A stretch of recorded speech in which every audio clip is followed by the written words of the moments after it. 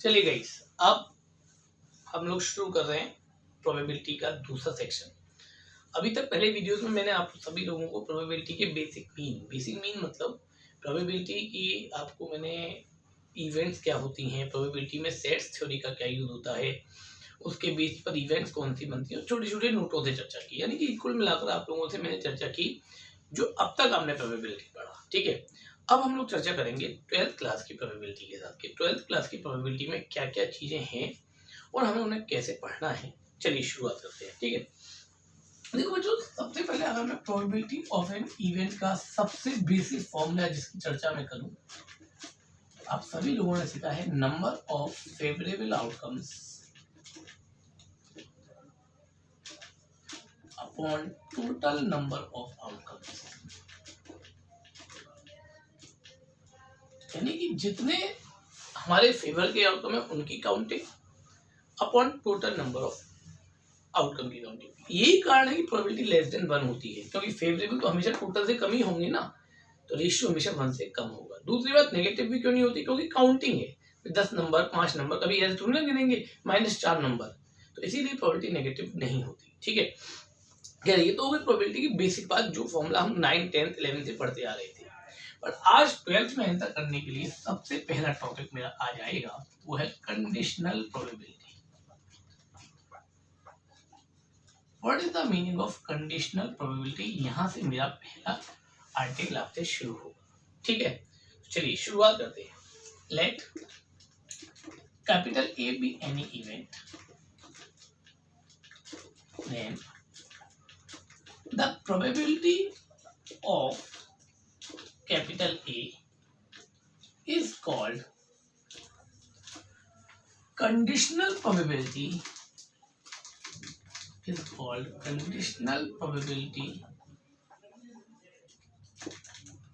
of capital A if and another event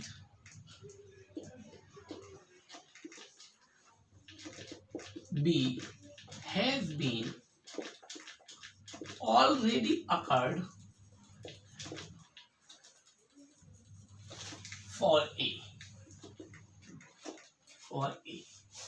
ठीक, it is denoted by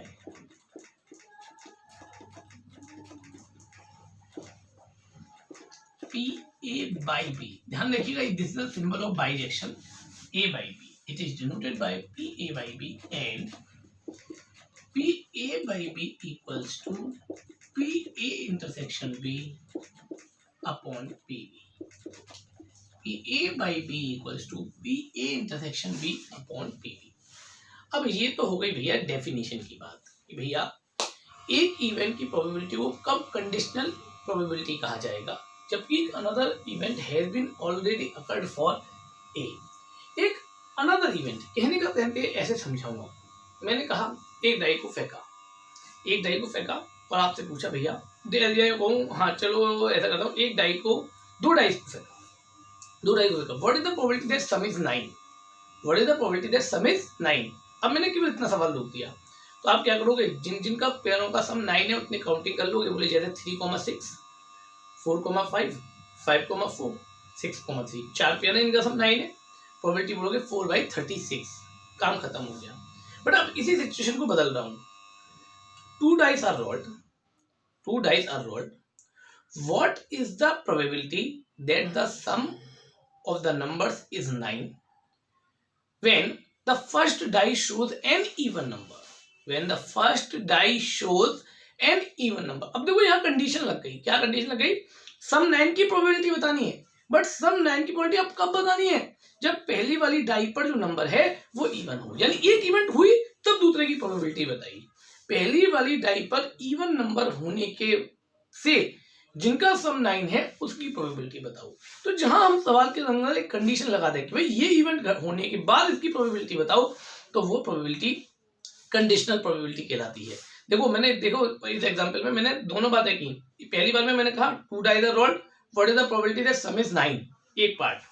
दूसरा part, what is 2 dice are rolled, what is the probability that the sum is 9 but when first die shows an even number. तो यहां मैंने condition लगा दी, दोनों बार हमें सम is 9 की ही probability चाहिए थी, बट एक बार बिल्कुल सिंपल थी तो वो सिंपल प्रोबेबिलिटी हो गई, जब एक बार कंडीशन के साथ आई तो वो कंडीशनल प्रोबेबिलिटी हो गई। यानी एक इवेंट हो चुकी हो उसके बाद दूसरी किसी इवेंट की प्रोबेबिलिटी बताना, ये उसकी कंडीशनल प्रोबेबिलिटी कहलाता है।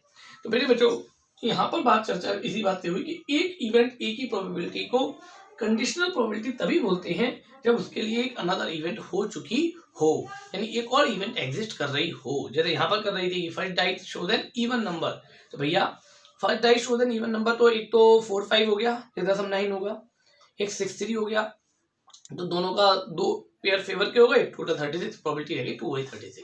तो इसका मतलब कंडीशनल प्रोबेबिलिटी नॉर्मल प्रोबेबिलिटी से हमेशा छोटी रहती है, बढ़ तो सकती नहीं, क्योंकि उसी के अंदर तो कंडीशन लगा दी हमने। तो ये हमारी बात यहाँ तक समझ में आ गई होगी, ठीक है। अब जब हमने चर्चा यहाँ पर कर ली तो एक फॉर्मूले पर भी चर्चा कर लेते हैं। ये फॉर्मूला हम यूज कैसे करेंगे, कैसे आएगा, ए क्या है बी क्या है। तो मैं यहाँ लिखता हूँ वेयर ए है the event whose probability will be find, जिसकी प्रोबेबिलिटी हमें निकालनी है, फाइंड आउट, है ना। और बी वो इवेंट है जिसके आगे गिवन या नो लिख रहा हो या जो हो चुकी हो, given event which is already occurred.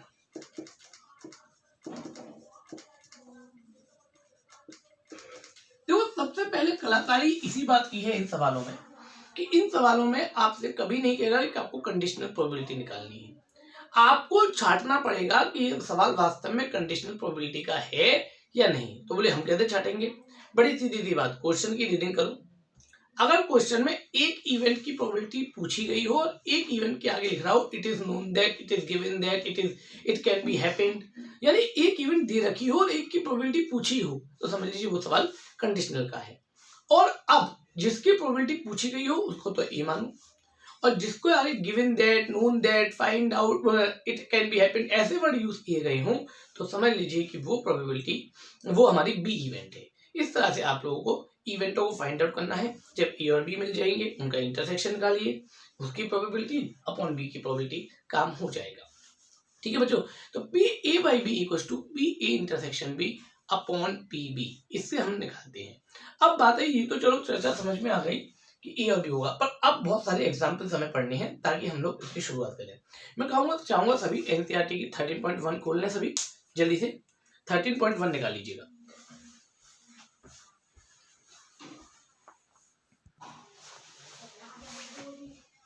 चलिए गाइस, अब जरा दो छोटी छोटी एग्जाम्पल्स पर चर्चा करते हैं। एक मैंने अपने पास से लिखा है, एक आपने एनसीईआरटी खोल ली होगी। चलिए पहला example, a die is thrown 2 times, find the probability that sum of the numbers on dice is 5 given that the first die shows an even number। अभी भी जो मैंने एग्जाम्पल कहा, अब पहले तो ये तय करो कि कंडीशनल का सवाल है कि नहीं। बोले साहब एक इवेंट की प्रोबेबिलिटी पूछी और एक क्या है गिवन दैट लिख रहा है, यानी दी हुई है, इसका मतलब कंडीशनल का सवाल तो है, एक बात हो गई। दूसरी बात, अब अगर कंडीशनल का सवाल है तो ए कौन और बी कौन, तो पहले ए छाटते हैं।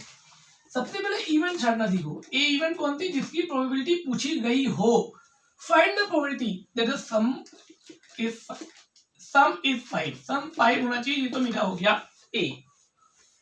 और बी जिसके आगे गिवन दैट लिख रहा हो, तो first die shows an even number, ये मेरा बी हो गया था। ए मिल गया, बी मिल गया। सबसे पहले ए छाट लो। हाँ भाई, 2 डाइस का सैंपल इसमें सबकी कॉपियों पर बना रखा होगा, मैंने कल के नोट्स में बनवाया था, सबने नोट्स कर लिए होंगे, ठीक है। तो a equals to sum is 5, बोले भैया तो 3,2, 2,3, 1,4, 4,1। क्यों भाई, इसके अलावा तो कोई नहीं जिसका सम 5 हो, 2 पेयर में, 2 डाइस के पेयर में, ठीक है। अच्छा बी क्या होगा साहब, बोले first die shows an even number. हाँ भाई, ऐसे तो बहुत सारे हैं जिसका इवन नंबर हो, पहली डाई पर 2 1, 2 2, 2 3, 2 4, 2 5, 2 6, अभी और भी बाकी है, 4 1, 4 2, 4 3, 4 4, 4 5, 4 6। हाँ भाई 6 1, पहली डाई पे इवन होना चाहिए ना, 6 1, 6 2, 6 3, 6 6। ये मेरा बी बन गया। हाँ साहब, ए तैयार बी तैयार। बोले आपको चाहिए ए बाई बी, तो ए बाई बी के लिए आपको ए इंटरसेक्शन बी भी चाहिएगा। तो ए इंटरसेक्शन बी कॉमन ढूंढना, नहीं तो 2 3 मिल जाएगा भैया, 4 1 मिल जाएगा, यानी 2 3 4 1। अब मेरा सवाल पूरी तरह सज गया। मुझे ए बाई बी निकालना है। ए बाई बी का फॉर्मूला होता है A intersection B upon P B, जो मैंने अभी अभी लिखाया। ए इंटरसेक्शन बी, इंटरसेक्शन में कितने एलिमेंट, दो डाई के सैंपल स्पेस में टोटल एलिमेंट 36, तो प्रोबेबिलिटी हो गई 2/36 भाई, फेवरेबल अपॉन टोटल। ऐसे बी के अंदर कितने एलिमेंट, बोले 18 अपॉन 36, 36 से 36 निकला 1/9 आ गया, और फाइनली आपका आंसर भी हो गया। तो बच्चों क्या बात हमने यहाँ सीखी है, हमने यहाँ पहले तो ये तय करना सीखा कि सवाल कंडीशनल का है कि नहीं, उसके बाद फिर हमने ये तय करना सीखा कि इसमें ए कौन और बी कौन, देन आफ्टर हम ए इंटरसेक्शन बी निकालते हैं और फिर उससे पी ए बाई बी निकालते हैं, करेक्ट। एक एग्जांपल और आपके आगे बोर्ड पर लिखा है, एनसीईआरटी का ही सवाल है, क्वेश्चन नंबर 14 और पेपर में रिपीट भी हुआ है बोर्ड एग्जाम में। Given that the two numbers appearing on throwing two dice are different, find the probability of the event the sum of the numbers on the dice is 4। हाँ भाई, पहले तो ये तय करो कि सवाल कंडीशनल का है कि नहीं है। बोले कैसे तय करें भैया, एक इवेंट की प्रोबेबिलिटी पूछी गई है, फाइंड है, और एक क्या है, गिवन दैट है। इसका मतलब सीधा सा है, सवाल कंडीशनल का तो है साहब। अब जब कंडीशनल का तय हो गया तो मुझे अब ए और बी छांटने हैं। क्यों जी, ए क्या होगा और बी क्या होगा। मैंने अभी अभी बताया, ए मतलब जिसके आगे फाइंड आउट हो, फाइंड आउट है the sum on the dice 4, the sum is 4, और बी जिसके आगे गिवन हो, गिवन है number are different, number on the dice are different, यानी डबलेट हटा देंगे, डबलेट्स को छोड़कर। क्यों बच्चों, तो अब ए और बी तो मिल गए, तो पहले तो ए के अंदर क्या क्या आएगा, सम इज 4 1 3 3 1 2 2, बस भैया यही तो आएगा, टैली करना एक बार बच्चों, ठीक। बी के लिए नंबर डिफरेंट, डबलेट छोड़ दो, 1 1 गया, डबलेट मतलब 1 1 2 2 3 3 4 4 सबको छोड़ दो, 1 2 1 3 से लेकर 1 6 हो जाएगा, फिर 2 1 2 2 गया, 2 3 से लेकर 2 6 हो जाएगा, ऐसे ही 3 1 3 2 होगा, 3 3 गायब हो जाएगा, 3 4 होगा, ऐसे 3 6 तक कुल मिलाकर 30 एलिमेंट्स आपके आ जाने हैं। डबलेट का मतलब समझ गए ना, डबलेट का मतलब क्या होता है भैया, सीधी सी बात है कि 1 1 2 2 3 3 4 4 को छोड़ दिया तो वो 30 एलिमेंट हो गए, बनाकर दिखा देना। तो अब ए इंटरसेक्शन बी की जरूरत है, इंटरसेक्शन बोले इंटरसेक्शन मतलब कॉमन कॉमन, तो कॉमन कॉमन एक तो 1 3 आएगा और 3 1 आएगा, तो 1 3 और 3 1 ये मेरा कॉमन हो गया। अब मुझे अगर ए बाई बी निकालना है, ए बाई बी का मतलब A intersection B upon P B हो गया गुड्डा। ए इंटरसेक्शन बी बोले भैया 2 एलिमेंट टोटल में 36 ही थे, 2 डाइस थी, बी के अंदर 30 एलिमेंट टोटल में 36 ही थे, रिजल्ट इज 1/50, ठीक। तो मेरे बेटो नोटिस किया आपने सवाल के अंदर उन्होंने कहीं भी कंडीशनल वर्ड यूज नहीं किया था, बट ये हमने आइडेंटिफाई किया कि वो कंडीशनल का सवाल है या नहीं है, करेक्ट। तो सबसे पहले तो मैंने आपको छोटे छोटे 3 एग्जांपल्स के साथ छोड़ दिया कि भाई सबसे पहले इन एग्जांपल्स को कर लीजिए। चलिए एक दो बेसिक्स चीजों पर और चर्चा करेंगे, तो चाहूंगा एक बार इसे दोबारा से रीड कर लें, कंसेप्ट को देख लें, नहीं समझ में आया दोबारा से वीडियो को देखें।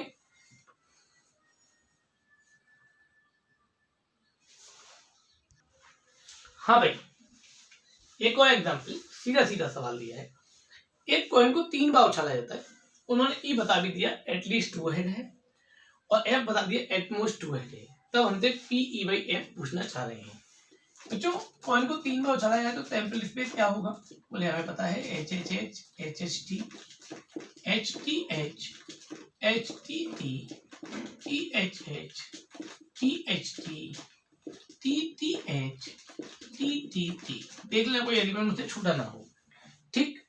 अब ई का मतलब एट लीस्ट 2 हेड, कम से कम 2 हेड, 2 या 2 से ज्यादा वाले, 2 या 2 से ज्यादा वाले भैया, 2 हेड हेड 2 या 2 से ज्यादा वाले, देखना जिनको मैंने अंडरलाइन किया है क्या वो सभी 2 या 2 से ज्यादा वाले हैं, जिनके अंदर 2 या 2 से ज्यादा हेड्स आते हैं।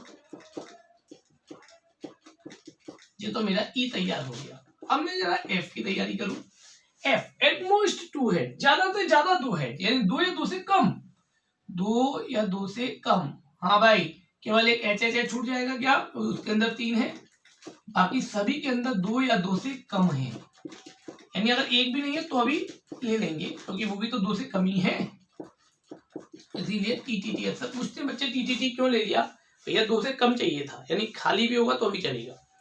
तो ई इंटरसेक्शन एफ क्या होगा साहब, कॉमन बात क्या होगी, बोले भैया कॉमन कॉमन चाहते हो, एच एच टी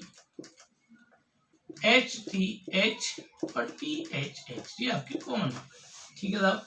हमें ई बाई एफ चाहिए था, ई बाई एफ का फॉर्मूला होता है E intersection F upon P F. बड़े सिंपल वे में 3 एलिमेंट टोटल में 8 थे, एफ के अंदर 7 एलिमेंट टोटल में 8 थे, यानी द रिजल्ट इज 3/7 और ये हमारी कंडीशनल प्रोबेबिलिटी निकल कर आ गई, ई बाई एफ निकल कर आ गई। उन्होंने डायरेक्टली पूछा था, यानी इस तरह की चीजें भी हमारे पास होंगी कि यहाँ ई और एफ डायरेक्टली हमें दे देंगे, करेक्ट। चलिए एक और सवाल हम लोग इसके ऊपर बेस्ड सेट थ्योरी पर भी चर्चा करेंगे। जो सेट थ्योरी के बेस्ड फॉर्मूले थे ना, P A union B equal to P A plus P B minus P A intersection B, उन पर भी एक तो छोटी छोटी चर्चाएं करेंगे, करेक्ट। चलिए भाई, जैसे एक बड़ा सिंपल सा सवाल आप लोगों के सामने मैं लिख देता हूं। उन्होंने हमको दे दिया, मान लीजिए 2PA बराबर PB, ये बात दे दी, ठीक।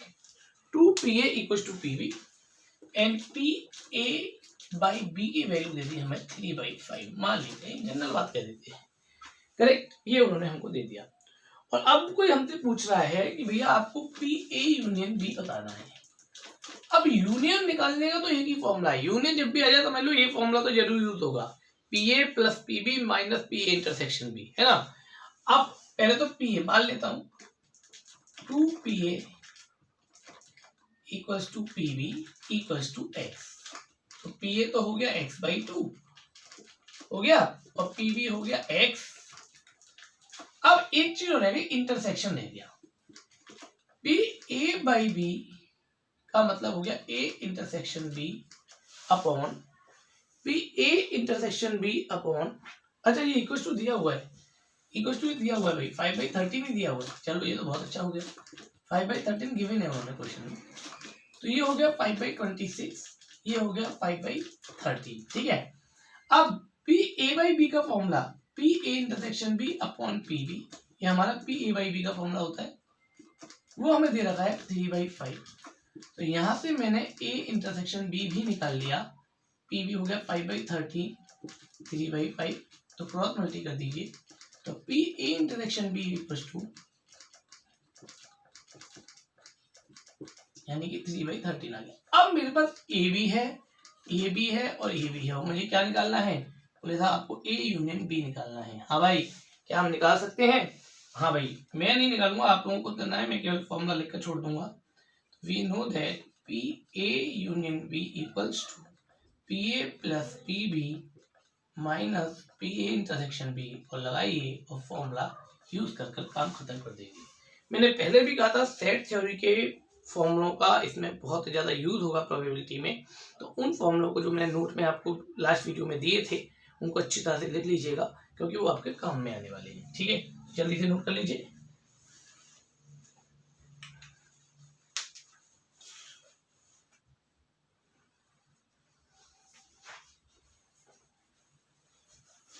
चलिए, तो गाइस यहां तक होने के बाद आपने कंडीशनल प्रोबेबिलिटी के बेसिक कंसेप्ट को जाना।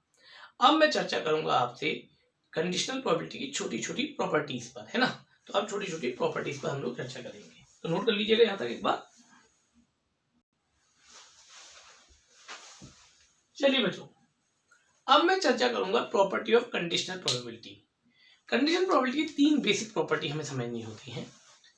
सैंपल स्पेस की कभी भी कंडीशनल प्रोबेबिलिटी हम निकालें वो हमेशा 1 आती है। भैया सैंपल स्पेस तो वैसे ही प्रोबेबिलिटी 1 होती है, तो सैंपल स्पेस के केस में प्रोबेबिलिटी या कंडीशनल प्रोबेबिलिटी का कोई फर्क नहीं पड़ता, यानी सैंपल स्पेस की प्रोबेबिलिटी किसी भी इवेंट के रेस्पेक्ट में निकाल ली जाए, कंडीशनल प्रोबेबिलिटी वो हमेशा 1 होगी, एक बात। दूसरा, A यूनियन B, कोई 2 इवेंट है उनका यूनियन किया, उसकी प्रोबेबिलिटी किसी तीसरी इवेंट के रेस्पेक्ट में निकाली जाए तो PA/F plus BB/F minus A intersection B/F के इक्वल होगी। ध्यान रखिएगा, माइनस PA इंटरसेक्शन B/F के इक्वल होगी, ठीक है। इसके बाद तीसरी probability P E dash by F निकालें तो 1 minus P E by F की तरह होगी। कैसे? पी ए डैश निकालते थे तो 1 माइनस पी करते थे, वही बात यहाँ पर भी लागू होती है।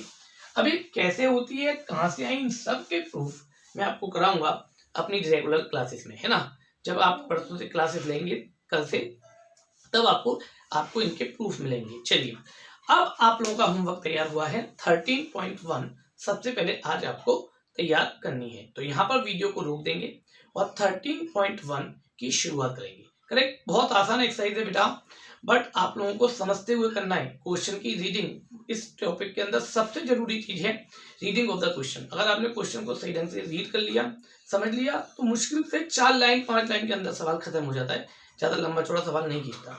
इस पूरे चैप्टर की एक खास बात है। तो इसलिए चाहूंगा आप सभी लोगों से कि क्वेश्चन को अच्छी तरह से रीड करें, देन आफ्टर क्वेश्चन को अटेम्प्ट करने की कोशिश करें। तो चलिए शुरुआत कर लीजिए अब 13.1 पर। आधे पौने घंटे की एक्सरसाइज है, छोटी सी एक्सरसाइज है, फटाफट निपटा सकते हैं। देन आफ्टर आप लोग इंडिपेंडेंट इवेंट्स के साथ मुझसे जुड़ेंगे। ओके।